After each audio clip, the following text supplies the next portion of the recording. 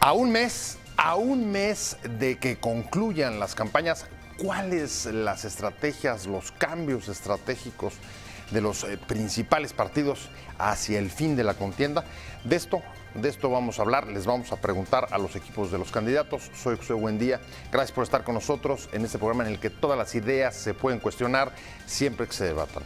Acompáñenme, vamos a ver unos datos de contexto, las últimas declaraciones de los candidatos y sus posicionamientos para arrancar aquí directamente con nuestra discusión de hoy. La campaña electoral 2018 entra al último mes de la contienda con un aumento de los ataques entre candidatos, pero también del trabajo en tierra para pedir el voto de los ciudadanos en plazas y calles, aunque en medio de un recrudecimiento de la ola de violencia que afecta a varios estados del país. A través del uso intensivo de Twitter, al igual que hace el presidente de Estados Unidos, Donald Trump, el candidato del PRI, José Antonio Meade, ha dedicado casi un mensaje por día para criticar a López Obrador y asegurar que defiende a los criminales.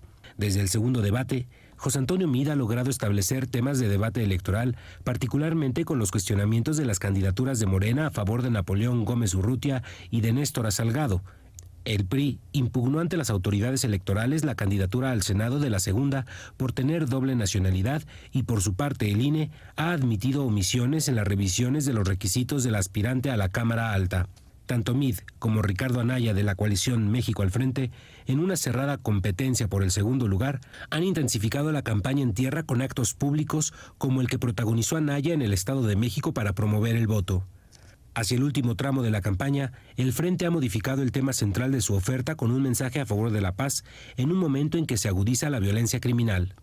Por su parte, Andrés Manuel López Obrador ha mantenido la misma estrategia que cuando arrancó la campaña con recorridos y presencia en los municipios del país e insistir en su mensaje de no temer al cambio, particularmente entre los jóvenes. ¿Cuáles son las estrategias para el último mes de campaña?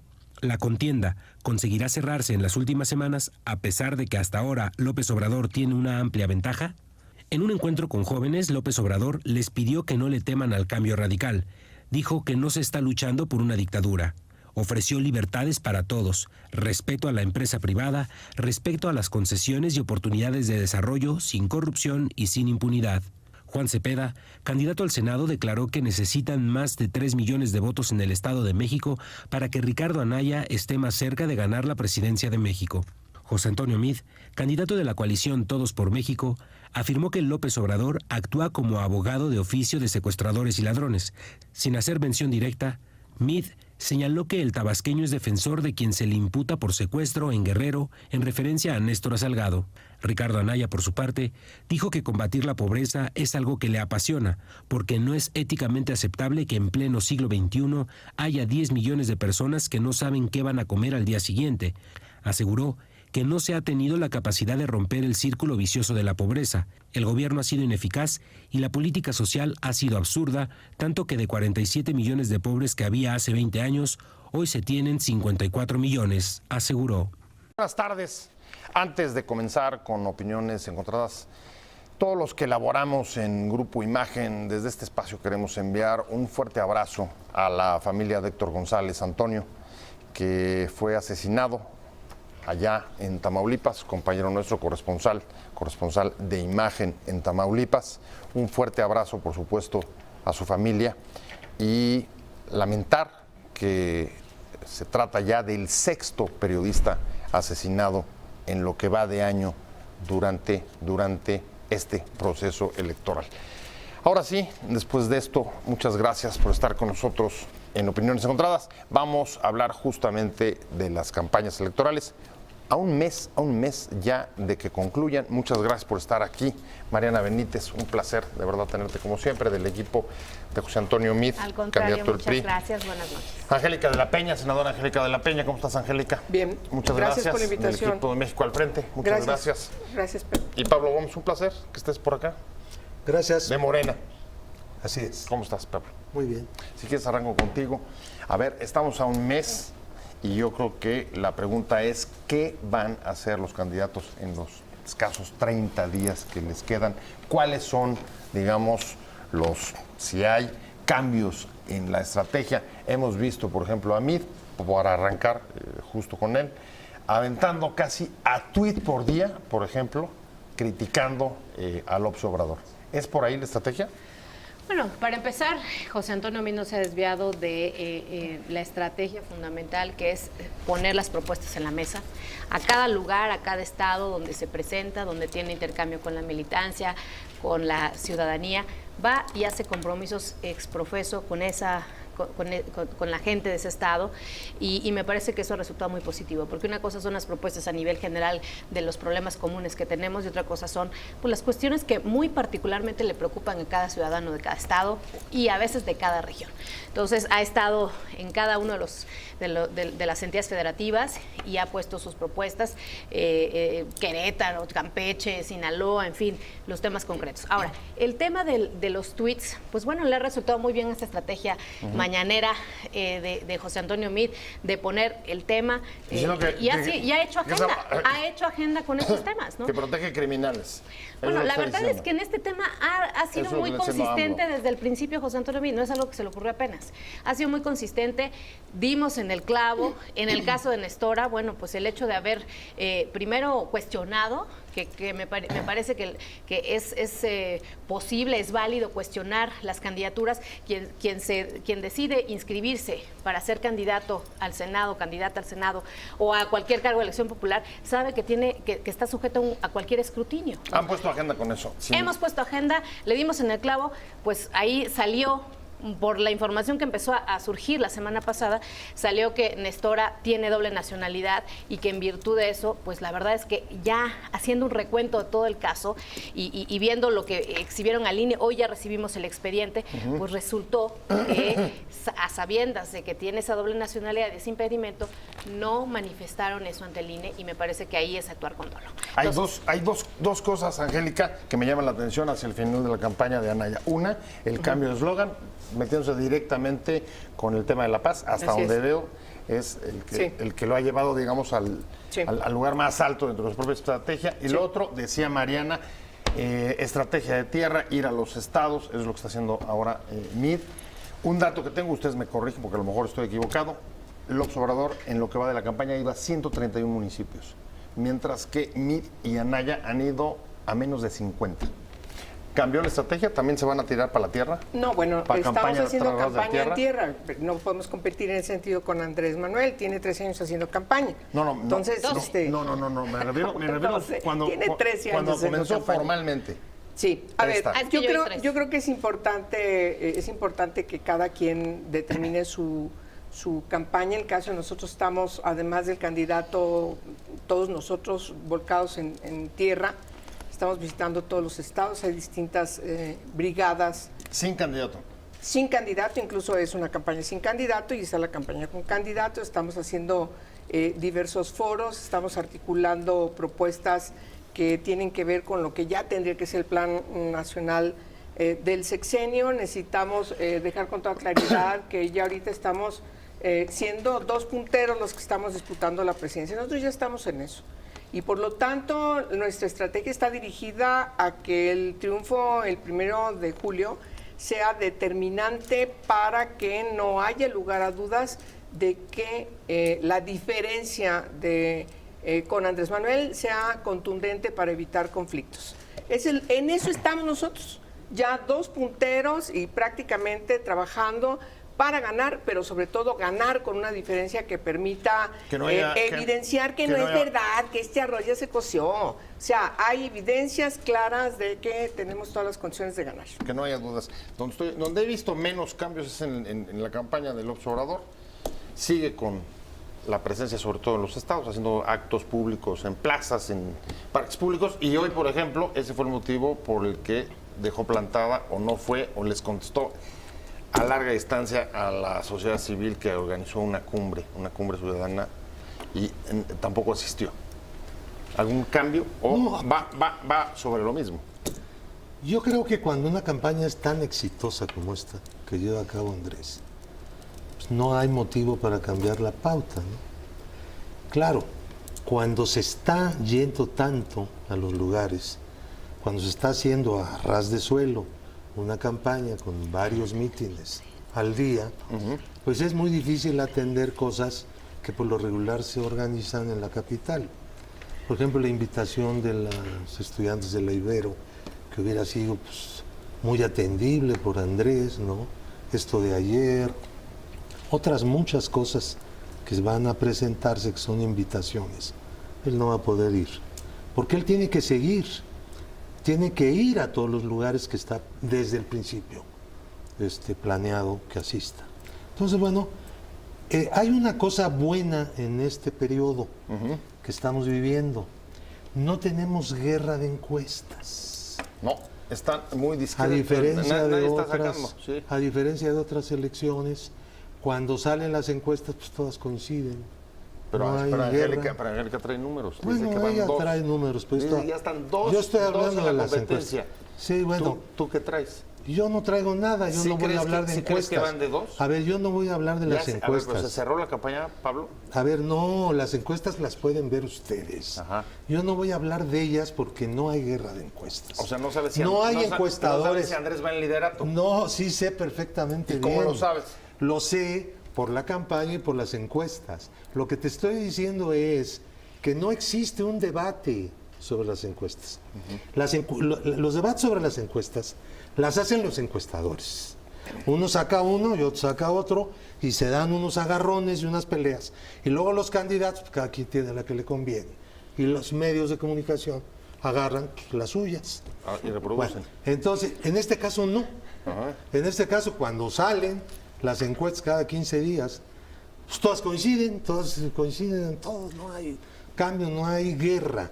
En otros momentos que hemos estado, he visto en muchos países también, el fenómeno de lo que le llaman la guerra de las encuestas, que parece que con la encuesta se va a resolver la votación, pues no es así.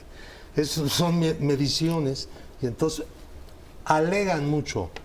Nosotros no estamos en este momento, como país, en guerra de encuestas, estamos en campaña muy fuerte, como partido y como coalición. Y vamos a mantener ese ritmo. Sin responder además ningún ataque. Sí, cómo no. Responderemos ataques. ¿Cómo y ves, canalladas también. ¿Dónde está tu candidato? ¿Está en el segundo lugar? Está en el segundo peleándolo? lugar. ¿Dónde anda? A ver, yo lo que digamos, las dos lecciones que aprendemos, que leemos de las dos lecturas, quiero decir, de todo este proceso, es que por un lado, la elección está definida, ¿sí?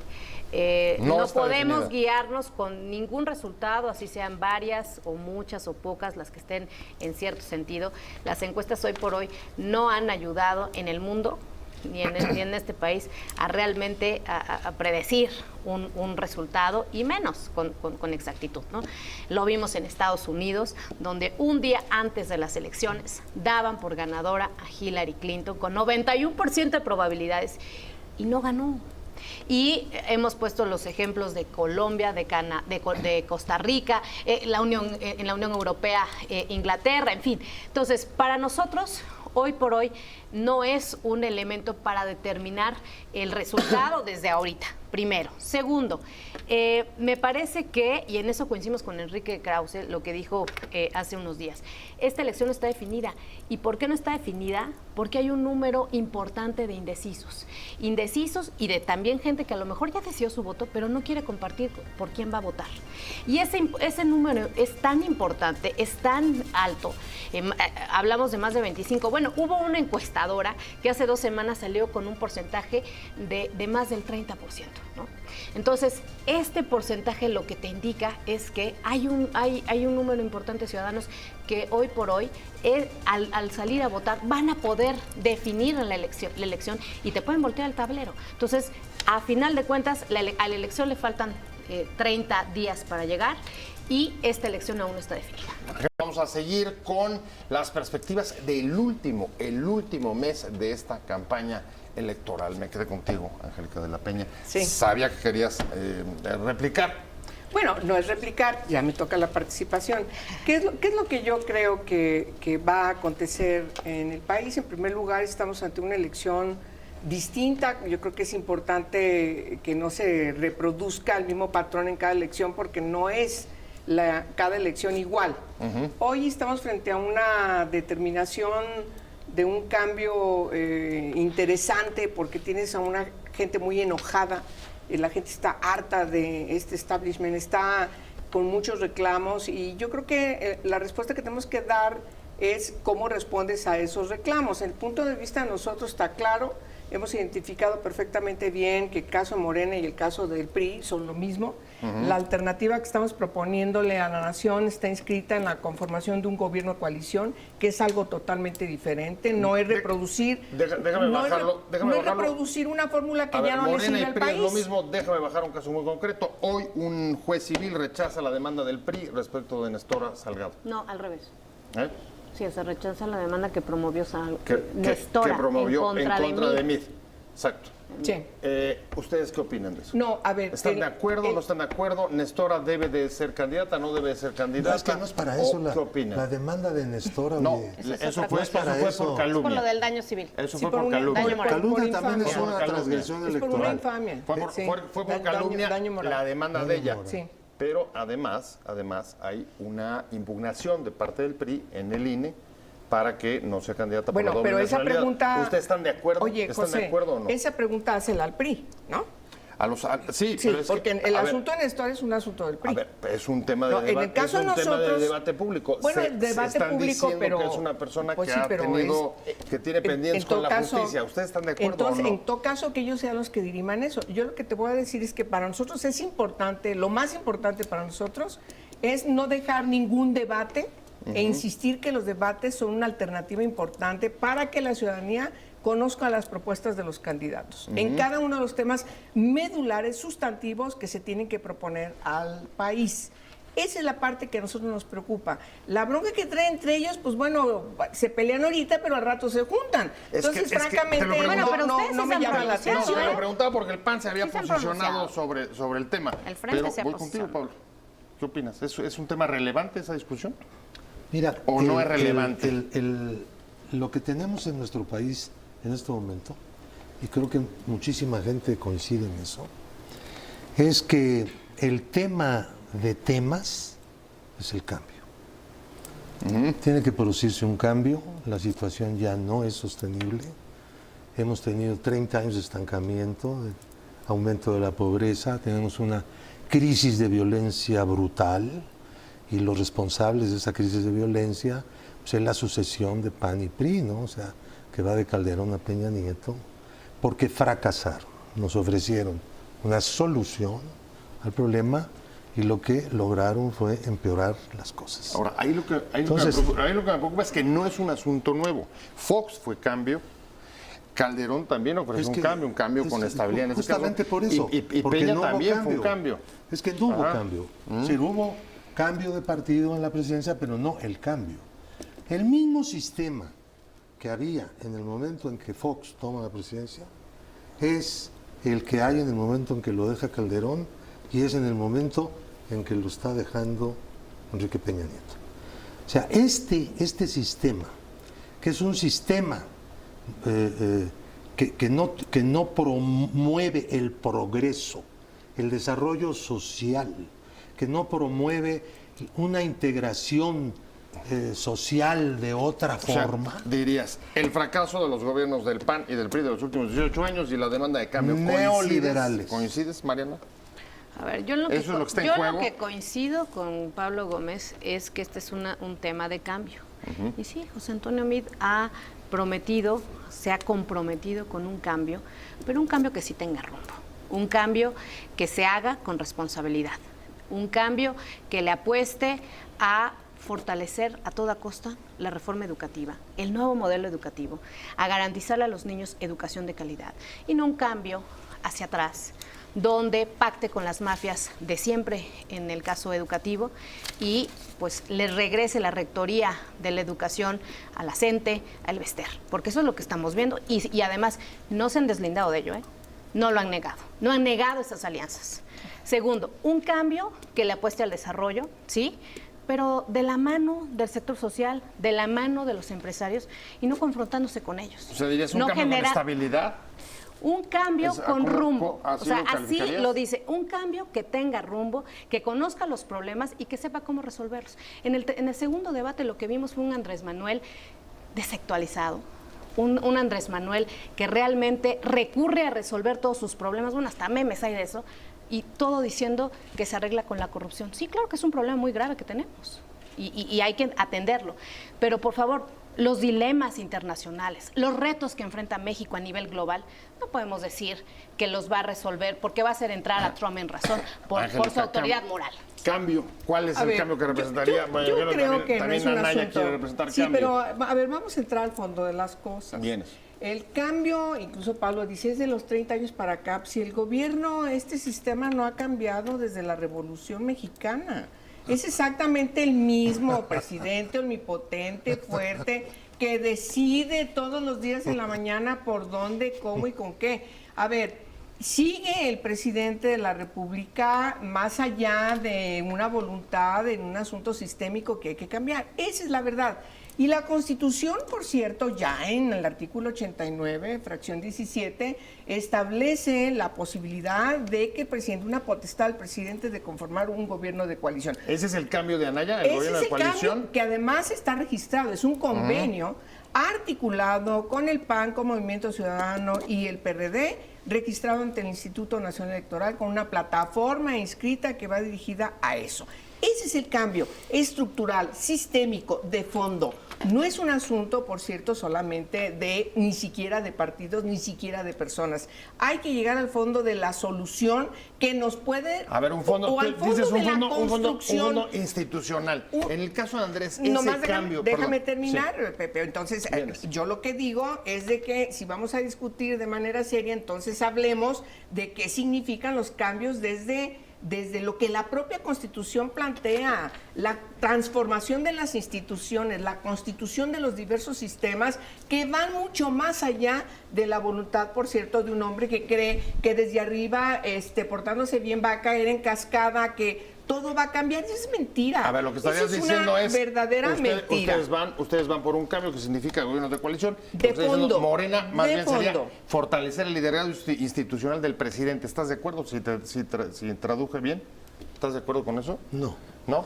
Lo que nosotros buscamos ¿Andrés es... Manuel crees que quiera fortalecer o recuperar el liderazgo presidencial? No. Lo que nosotros queremos hacer es acabar con el Estado corrupto. Y con el Estado corrupto no puedes ir a ninguna parte.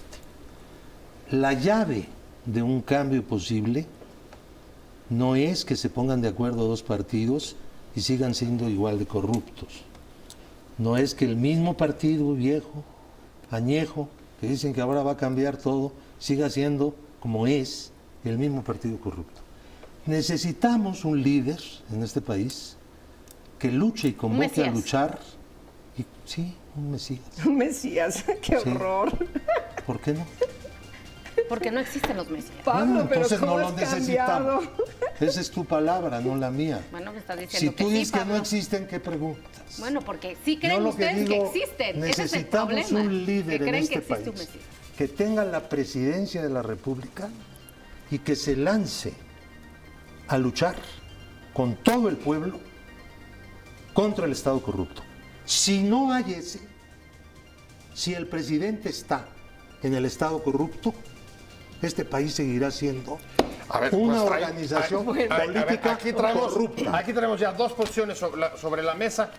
Gobiernos de coaliciones, cambios estructurales en esa parte, digamos, institucionales. Y del lado de Morena, tú pones un liderazgo fuerte que se lance contra la corrupción. Último mes de campaña, las estrategias, los posicionamientos de los partidos. Me quedé contigo, Mariana Medito, sobre la mesa. México al frente, hablando del cambio, relacionándolo con el gobierno de coalición. Pablo Gómez pone sobre la mesa la necesidad de fortalecer un liderazgo que enfrente a la corrupción y a las mafias. ¿Dónde se ubica, digamos que en esta geografía, el candidato del PRI? Se ubica en apostarle, primero a reconocer lo que ya hemos hecho a partir de los avances institucionales, ojo, sin mezquindad, por todas las fuerzas. O sea, rescatar continuidad. No, espérame, no. Una cosa es, yo he hablado de cambio. Lo que he dicho es no mandar al diablo a las instituciones, sino esas instituciones que hoy tenemos y que por muchos años nos ha costado fortalecer, crear y avanzar con ellas. Es fortalecer las instituciones, es apostarle a perfeccionar ciertas normas y principios que hacen falta para poder articular un sistema ¿Y que cómo combate eficazmente la corrupción. ¿Cómo traduces eso en una propuesta de cambio para A la ver, gente? en el caso particular que ha mencionado Pablo Gómez de la corrupción. Ajá. Primero que nada, José Antonio Meade ha dicho, vámonos por un país en donde ningún servidor tenga una calidad distinta al resto de los demás. Vámonos a un país donde para los servidores públicos no haya fuero.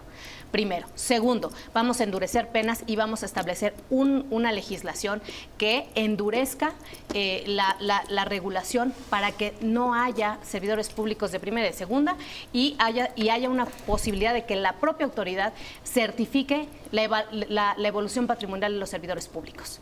Tercero, Eso ya existe, con un Mariana. liderazgo, no. Pues, No, ¿cómo no? la certificación de la evolución Sí, patrimonial no sí. existe. No, discúlpame, no existe. Perdóname. Yo soy servidora pública. No, Lo pues único sí, que tengo que hacer es porque- presentar mi declaración Sí, patrimonial. pero hoy no por eres hoy. quien te certifica. Y yo sí te voy a decir quién. ¿Quién?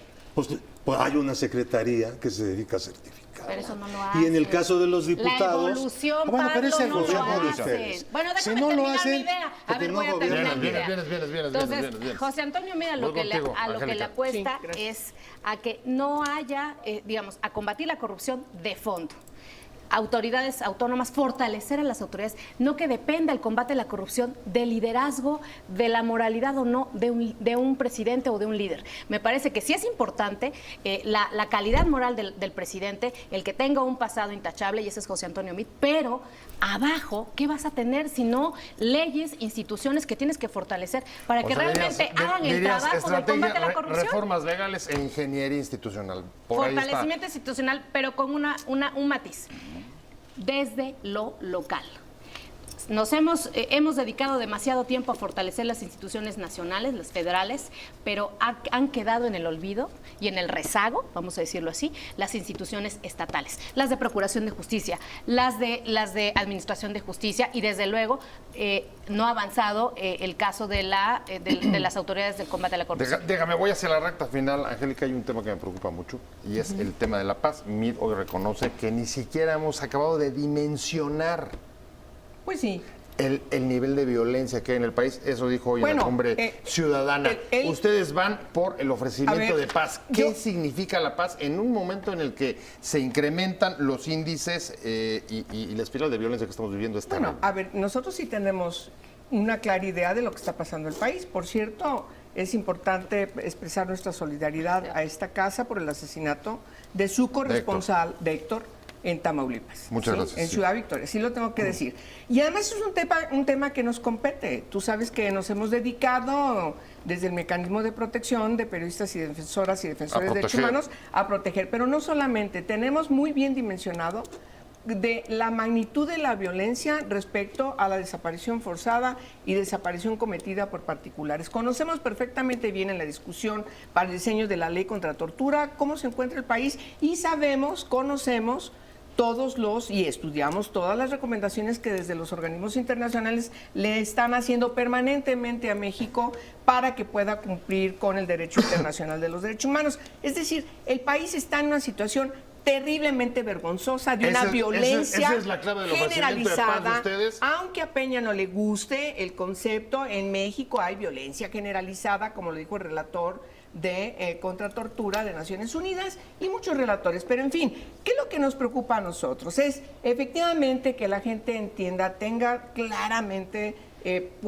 presente que no es un asunto de que un hombre, como aquí dice Pablo, un hombre, López Obrador, él con su imagen de Un hombre persona... no, un presidente. Un presidente. De la República. Un presidente de la Ya con República, eso. que Un puede ser Andrés presidente o puede de la ser el que sea. República. Ya no es la Para eso respuesta. está. Pues él como jefe de gobierno, ¿Y con de todo, Estado? todo lo honesto que se dice que es, Sí. tenía su tesorero cada 15 días jugando Bueno, su con secretario quién sabe qué particular. dinero en Las Vegas. Eso quiere decir que no basta tener una buena voluntad como gobernante para garantizar, insisto, que como cascada, en mi ejemplo, baje. No. Hay que ser realistas, necesitamos instituciones fuertes, necesitamos que se aplique efectivamente la ley, que se garantice el cumplimiento en la Constitución, que todas estas leyes que hemos hecho las aplique el ámbito ejecutivo. En lo quién que las coincido aplica? yo A con ver, Mariana, voy, que efectivamente voy. debe Por haber, alusiones te toca, Pablo. debe haber una coordinación con los estados. Pero bueno. Vienes y yo nada más para agregar lo que está, ¿Quién lo que aplica está la sobre ley? la mesa. Según ¿El la presidente aplica Constitución, la ley o sí. las instituciones? El Te Ejecutivo. pregunto. Ah, El caray. Ejecutivo. No, ¿cómo? No, bueno.